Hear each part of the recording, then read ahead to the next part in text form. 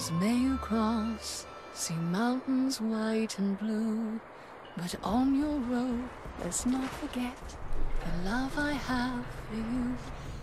Hello there, Sir from 17 once again. This is my Shadow of Mordor video walkthrough. This is one of the final missions down the campaign progression. It is the Lord of Mordor. And whoever you've had the biggest tat with during your time in the Shadowed Lands will be the person who turns up here in this massive encounter. And you'll notice I only have a handful of captains behind me. I believe on my first playthrough, when I'd conquered the land and got everybody on my side, I had a much bigger army backing me. But, of course, for the walkthrough, I was going directly for the throat. I wasn't messing around, I was doing it as quick as I could. And thus we came here with not the same amount of support. But it doesn't matter. However, I do not know the weaknesses of this guy. There could be something very simple that I could have done to him. But as I mentioned earlier, I've intentionally tried to go in blind with a lot of these encounters so that I could figure it out on my feet while it was happening. And hopefully it would make for a little bit more of an exciting video. Which, of course, is not always the case in some walkthroughs. It all depends on the project that you're covering. I can't really imagine me doing something like this for something that requires a very direct and precise strategy, you know, for a game that is legitimately challenging. Like, this would not work for something like Dragon Age Inquisition unless I super knew what I was doing and I'd played it for considerably longer than I have at the moment.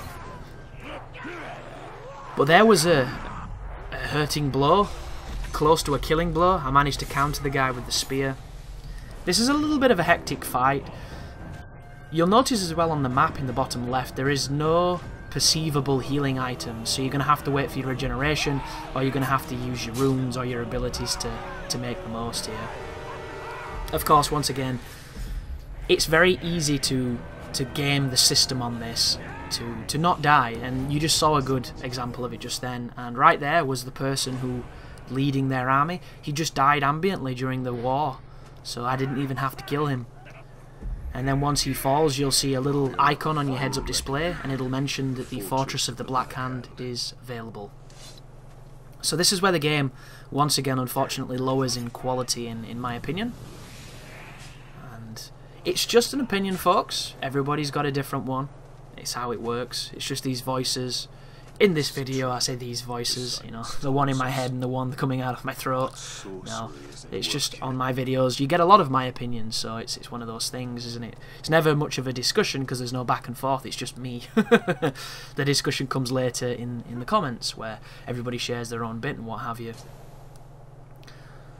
But here is the final boss, and what a disappointing catch, to quote Phantom. All you have to do here is find this dude and stealth drain him 3 times. Each time you do it, he'll teleport away and there'll be more of him knocking around. Of course, if he sees you, you might have some issues. If he doesn't, this can be over in seconds. And this dude looks really fierce, really cool, really violent, yet we're doing this hide-and-seek bullshit with him, and I didn't think this was the last boss, I just thought this was a distraction. And it's quite funny too, his name is the Tower, I believe, but I actually thought he was a phantom of the tower itself, so we were fighting, you know, Sauron's tower. And if that is the case, then wow, I was so ahead of my time, but I don't think it is. I think the dude is just called the Tower, like the other guy was called the Hammer. And I thought this was just this grand illusion that the building itself was creating. But as you see, after you get the drain, climb back up on the wall, use your vision mode to spot him again, and then just go and grab him. It doesn't get much simpler than this, and even in a stealth game for a last boss, this would be incredibly simple. Can you remember Thief from earlier this year? That was one of the most annoying bosses this year, because it was not very good, and it was incredibly strict for what it was, and this is the complete opposite. This is much better than that encounter, but it's so lenient that there's almost no way to truly fail it, and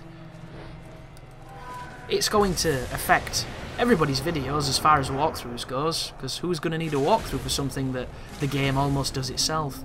And there you go, that's the end. And if you're like me, you're thinking, well, next is that dude who who looks really cool, and we're going to take him out. And I was hoping for a super epic fight, and you know, several forms and transformations, and then Namek blows up and he somehow survives. Then we fight again, but it didn't work that way. Instead, the game gives you a cutscene and some QuickTime events, and for all the praise I'm singing for this game, it does bosses and its ending very, very poorly. I do enjoy this part as much as the visuals don't really do it justice. It is very funny though, because he pulls his sword out and he stabs a steel sword directly through stone. Like, look at that flaw. That is not dirt, that is not sand. That is, I mean, even dirt and sand, if you compact it enough, is hard as hell to cut through. The dude puts all the blade through the guy and subsequently through stone. He is pretty pissed off. But that is the end of the last boss. I'll join you for one more video which will have something even more confusing happening. But this is pretty much the 11th hour of my Shadow of Mordor walkthrough. So thank you for sharing the journey with me, and you take care now.